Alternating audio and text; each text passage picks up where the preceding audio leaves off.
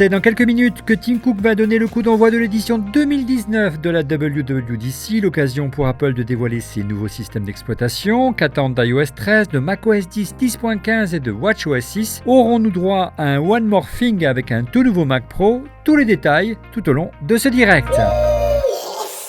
Le Mac.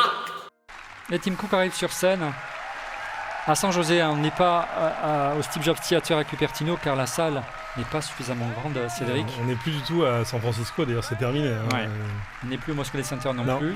Et on commence par tvOS. Ah, c'est intéressant. Le système d'exploitation de l'Apple TV. Alors regardez, il me semblerait que l'interface évolue un petit peu. Oui, elle a été redesignée, très plus simplifiée. Avec des vidéos qui tournent sur l'interface, c'est ça? Ça rappelle un peu Netflix, mais en gros, on a un OS qui est multi-user avec chacun ses contenus, et c'est peut-être ça laisse préfigurer de ce qui pourrait être par la suite. Apple Arcade on en attend beaucoup là aussi, devrait justement. arriver sur Apple TV. Ah. Donc, et on pourra brancher un contrôleur Xbox et de la PlayStation, mesdames et messieurs. Hop. Et on parle maintenant de l'Apple Watch. C'est la version 6, Stéphane, on va voir si tes prédictions étaient justes.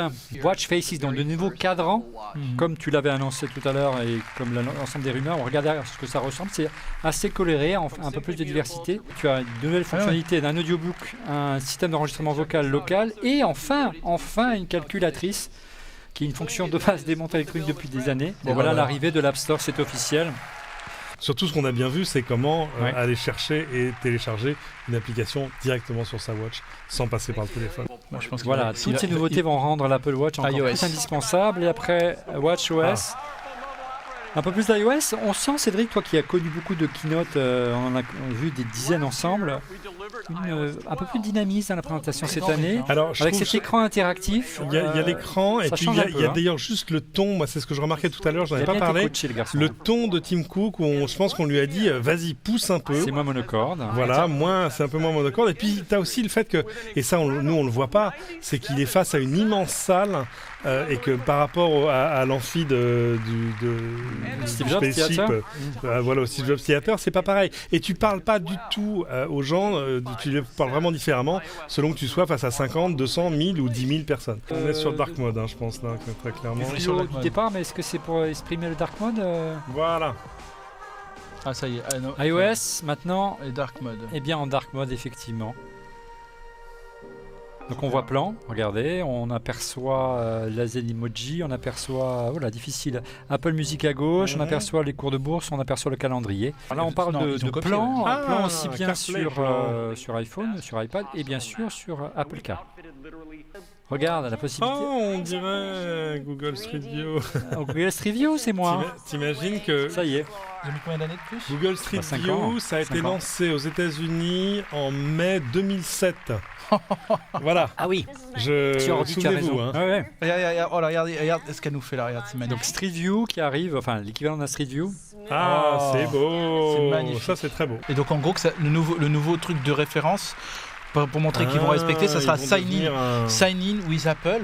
Comme il y avait un sign-in with Google et with Facebook, sauf que les deux autres sont un petit peu recommandables. On pourra sign-in avec son compte iCloud. Ouais. Apple va générer une adresse intermédiaire qui sera unique à ce service-là. Voilà. Exactement. Qui arrêtera de me faire spammer à longueur de journée. Privacy 2, Privacy 3, etc. Il y a beaucoup de gens qui vont s'inquiéter effectivement de ce côté-là, parce que c'est une vraie avancée en matière de gestion de la vie privée. Moi, c'est un truc, tous les services qui te proposent, soit de faire login with Facebook, login with Google, au bout d'un moment, moi, je fais login à la main et je préfère leur donner mon email en direct plutôt que de passer en plus par les plateformes.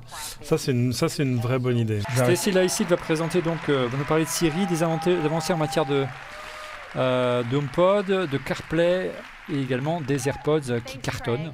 Voilà, les oreillettes sont capables de lire tes messages textes au moment Tu es en retard, Stéphane. Donc, si on veut partager une chanson ou un film il a partagé sans partager l'oreillette. Avec chacun un AirPod. Là maintenant on peut partager en rapprochant les deux iPhones. C'est mignon. On enchaîne avec CarPlay. Mais en gros on peut afficher plusieurs éléments graphiques et pas un seul. On n'est plus obligé de zapper de la musique à plan lorsqu'on veut changer de morceau. C'est beaucoup mieux intégré. On parle maintenant de l'iPad. Dark Mode. Donc effectivement du multifenêtrage, on peut balader. Ah oui, on peut balader le clavier Ça ressemble un peu plus à... Voilà, l'interface est beaucoup plus souple, C'est beaucoup surfacé, ça, non plus... Ouais, en clair, ça ressemble un peu plus qu'on peut faire aussi sur un Mac, sans aller jusqu'à Surface. Ou sur certaines tablettes graphiques, ou sur... iPadOS. Bon, c'était la démo la plus courte à l'ouest du Pecos, mais... Donc Apple iOS, nous avons droit à la première version d'iPadOS, qui est une version dédiée d'iOS, j'imagine. Donc on va parler de Mac, j'espère. Le site de développeur est en maintenance, en tout cas. Donc rapport à Mac, c'est bien ce que j'ai dit tout à l'heure. Hein? Est-ce qu'on va commencer par du matériel, messieurs, ou on va parler de macOS? Ah, il y a un nouveau spot dans le line-up, messieurs, dames. En clair, on va parler de One More Thing ce soir. Que diable, un nouveau Mac. Et voici... Nous sommes très excités, Tim aussi. Il est excité comme une puce ce soir. À quoi ressemble ce nouveau Mac? Attention, on pense naturellement à un Mac Pro. Et si c'est pas ça, c'est une vraie surprise. Allez, on regarde l'arrivée d'un nouveau Mac, c'est toujours un événement, un nouveau design. Attends. Je vais chercher le mouchoir. Allez, c'est parti. C'est rond? Ça nous rappelle quelque chose? Un M-Pod? Non, ça ressemble au Mac Pro d'autrefois, souvenez-vous, qui ressemblait à un petit... à une sorte... Une râpe à fromage. Sérieux. Ah, c'est un... Du métal. Il y a encore du... Les rumeurs nous promettent de l'évolutivité. Qu'en est-il vraiment? Est-ce qu'il est possible de faire évoluer véritablement les composants de ce Mac Pro? On va voir. On le découvre doucement mais sûrement. On voit des petits... c'est quoi? C'est des petits cercles, on dirait. C'est une râpe à fromage. Mais arrête. Ah bah c'est le retour. Alors, le retour du métal, ça ressemble un petit peu au feu pour le Mac Pro de notre génération. En version plus compacte. Il y a un écran aussi qui est associé. Ça ressemble aussi un petit peu donc avec la grille de façade des premiers Mac G5. Et ça rappelle aussi un petit peu le cube, moi. Tu te rappelles le cube, Cédric? Ça rappelle pas mal de choses. Voilà, une belle mise en scène. Non, on le croyait tout petit. Il n'est pas tout petit du tout. En fait, c'est l'écran qui est immense. C'est l'écran qui est immense. On s'est fait eu. Donc apparemment, le fameux écran 6K de 30 pouces et quelques est là. Voilà, donc on prend son temps, ça fait presque 20 minutes maintenant qu'on est en train de parler du Mac Pro. Ah, attention.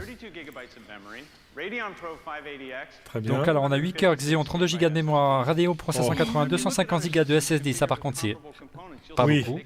8253 $. Ah non, ça commence à partir de 6000. Ça vaut 900 € de plus que l'iMac Pro. Ouais. Mais sans écran. Sans écran. Ah, il est disponible à l'automne, donc on avait raison de vous annoncer qu'il ne sera pas disponible tout de suite. Fais-moi mal, Johnny. Donnez-nous le prix de l'écran. Il est rackable. Mais qu'est-ce qui leur arrive chez Apple? Ils répondent aux besoins des entreprises, on peut racker le Mac Pro. Ils ont Pixar qui les pousse du coude quand même. Aidez-nous un peu quand même. Ouf, la version haut de gamme de l'écran, vous l'avez vu. Si vraiment on est forcé de répéter 2 fois qu'il y a des écrans très chers ailleurs. À $43 000. Et voilà. Il va coûter 4 980. Donc en gros, ça vous fait une facture de $10 000 et presque autant. 11 000, donc ça va être 12 500, 13 000 €. 13 000 €. Et encore, même la configuration de base ne nous dira pas. De base, 256 Go de SSD. Attends, j'ai peur de comprendre. Tu veux dire que le pied est en plus? Et tu sais, les accessoires, c'est important. Le pied est à $999, j'ai vu passer quelque chose. 199. Ah non. J'ai vu 199. C'est-à-dire qu'ils le vendent nu sans pied. Le pied, c'est $199. 999. Non, le pied est à $1000. Tim, t'es trop fort. On a fini avec le hardware, on passe à macOS. Quoi de neuf du côté de macOS 10 après 1h40 de direct, messieurs? On parle de Monterey. On parle de Rincon, un spot de surf bien connu. Attention, Catalina, complètement à côté. Donc l'île qui est au large de Los Angeles. À la louche, oui. Entre Los Angeles et San Francisco, à la louche.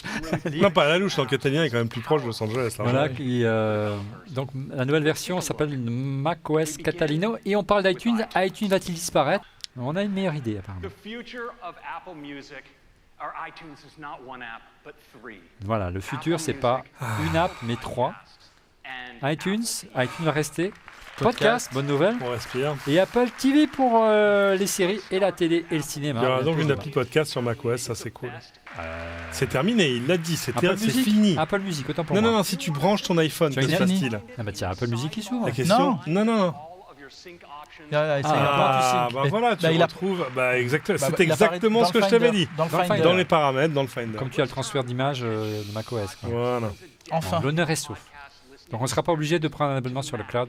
Alors Sidecar, là voilà la fonction de doubler l'écran dont on parlait tout à l'heure. Ce truc dont on parlait depuis tellement longtemps que j'étais persuadé que c'était déjà dans macOS. Pour tout dire, j'ai essayé de brancher mon iPad Pro dessus et j'ai dit non. Alors c'est vrai que j'ai dû être aussi, mais... Donc connecter un iPad comme un second écran. Il y a aussi Find My, là ils annoncent une nouvelle application qui s'appelle Find My. Alors c'est quoi? C'est pour trouver son Mac s'il est perdu? Son Mac, ses téléphones, ses enfants. Mais il n'y a pas de GPS dans le Mac? Même s'il est offline, le Mac envoie un signal Bluetooth via des petits émetteurs en beacon autour de lui. Et donc, ce sont les appareils iOS qui rapportent sa position au réseau. C'est pas con. Pas mal. Pas mal. Faut pas qu'on te vole ton iPhone et ton Mac en même temps. Qu'est-ce que c'est? Le protégé Catalyst. On regarde iPad qui fusionne avec un Mac. Ça nous rappelle le projet Marzipan. Voilà. Faciliter le portage. Là, c'est plus précis. C'est pas iOS, c'est iPad sur Mac. C'est ça, c'est vrai. Donc en clair, l'écosystème Mac s'enrichit de 100 millions d'applications supplémentaires potentiellement. C'est le nombre d'applications qu'il y a aujourd'hui sur iPad. Tim Cook revient sur scène en guise de conclusion. Tout le monde semble content en tout cas. Et en tout cas, les développeurs semblent convaincus. Belle mise en scène. Voilà, la bêta est disponible aujourd'hui. Donc évidemment, Stéphane Public l'a téléchargé de suite. Elle n'est pas disponible. Il est refresh. Non, les bêta développeurs sont disponibles dès ce soir comme d'habitude. D'accord. La bêta publique en juillet pour ceux qui ne sont pas développeurs. Sortie finale à l'automne comme d'habitude. Voilà, vous savez tout. Voilà, après 2h56, presque 3h direct, nous arrivons à la fin de ce 337e épisode d'On refait le Mac. Merci de l'avoir suivi. D'abord, mille merci, un grand bravo à toutes les équipes d'On refait le Mac. Je pense à François Bontemps, je pense à notre ingénieur du son Christophe Modelot, je pense à Virgile Perron, bien qu'il se soit lavé tard, le petit canaillou, qui soit arrivé en retard aujourd'hui, jour de direct, c'est pas grave, pensez donc. Voilà, merci à eux et merci à toutes les équipes aux équipes de 42 qui nous ont donné un énorme coup de main aujourd'hui pour être en temps et en heure. J'espère que vous avez apprécié ce direct. Et merci à vous derrière vos écrans de nous suivre depuis maintenant tant d'années, presque 10 ans pour On refait le Mac. Et oui, ça ne rajeunit pas Cédric. Et merci à vous, puisque regardez, on peut faire des directs dans des conditions décentes, dirons-nous, avec un écran virtuel. Et on vous réserve d'autres surprises. Vous verrez, j'espère, vous surprendre encore dans les semaines et les mois qui viennent. Soyez au rendez-vous. Je donne rendez-vous en attendant la semaine prochaine pour notre prochaine émission. N'oubliez pas de cliquer sur le petit pouce, ça fait toujours plaisir, et de vous abonner pour être prévenu en temps réel de la mise en ligne d'un prochain On refait le Mac. Allez, la semaine prochaine, on débriefera ensemble les annonces de ce soir. Il y aura beaucoup à dire et on va faire les premières démos, les premiers tests d'iOS avec Stéphane et de macOS. Cédric, tu reviens la semaine prochaine? Je vais essayer. Merci encore pour votre fidélité et à la semaine prochaine. Au revoir.